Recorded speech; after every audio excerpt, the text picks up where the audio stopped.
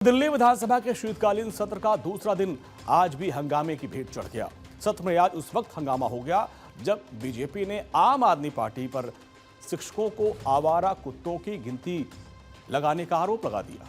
BJP का दावा है कि आप नेताओं ने इस मुद्दे पर झूठ बोला।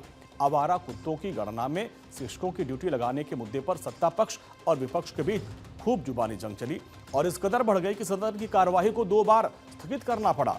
बीजेपी यहां मांग पर अड़ी है और आप सरकार पर आरोप लगा रही है कि यह भ्रामक प्रचार है।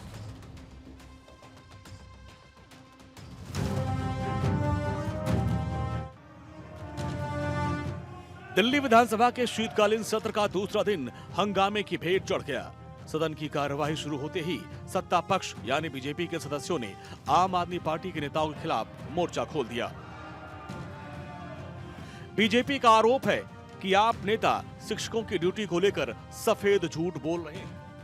ये बहुत बड़ा विषय था। दिल्ली के शिक्षकों का सम्मान का विषय है। दिल्ली के टीचर्स में बहुत आक्रोश है कि उनको गलत तरीके से केजरीवाल और संजय सिंह ने ये पेश करने की कोशिश की कि दिल्ली सरकार उनसे कुत्तों की गिनती कराएगी, जो पेटेंटली गलत था। दिल्ली सरकार का कोई ऐसा सर्कुलर नहीं था।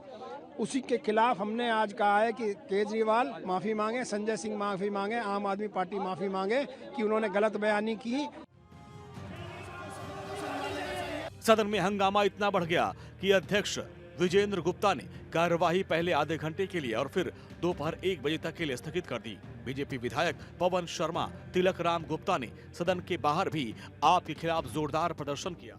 दिल्ली के अंदर 11 साल से केजरीवाल की सरकार रही, लेकिन पर्यावरण को लेकर, स्कूलों को लेकर उन्होंने कोई चिंता नहीं की। लेकिन अब जिस प्रकार के भ्रम पैदा कर रहे हैं कि दिल्ली के अंदर कुत्तों की गिनती के लिए टीचर लगाए गए हैं, यानी अध्यापकों का इतना अपमान।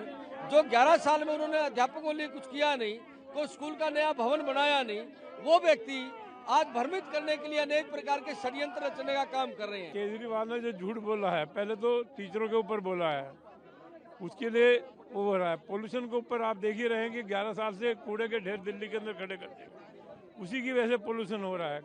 आज हम कूड़े के ढेर खत्म करते जा रहे हैं, हर चीज के ऊपर वो करते जा रहे हैं। पिछले सालों की वजह से आज हमारे यहाँ पोल्यूशन कम है ना, वो जल्दी से जल्दी हमारे पोल्यूशन खत्म होते जा रहा है। वही विपक्षी दल आम आदमी पार्टी ने सरकार के इन आरोपों को सिरे से खारिज कर दिया। विपक्षी नेता आतिशी और सौरभ भारद्वाज ने सरकार को घेरते हुए कहा कि वो शिक्षकों के हितों की रक्षा की आवाज को उठाते रहेंगे। शिक्षा मंत्री आशीष सूद ने पहले ही अरविंद केजरीवाल को पत्र लिखकर इस बयानबाजी पर कड़ी आपत्ति दर्ज कराई है। भारतीय जनता पार्टी, बीजेपी की दिल्ली सरकार प्रदूषण के मुद्दे से भाग रही है।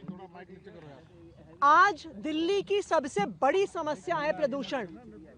बच्चे, छोटे छोटे बच्चे स्टेरॉइड्स के साथ, इनहेलर के साथ ही सांस ले पा रहे हैं।